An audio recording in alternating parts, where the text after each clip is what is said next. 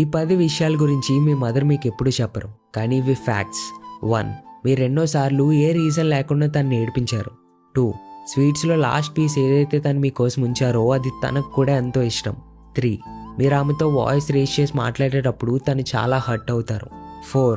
తను పర్ఫెక్ట్ కాదని తనకు తెలుసు, బట్ మీరు తనకి రెస్పెక్ట్ ఇచ్చి తీరాలి. 5.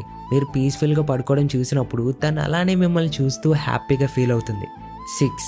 తను మిమ్మల్ని 9 months క్యారీ చేశారు అండ్ అది చాలా పెయిన్ఫుల్. 7.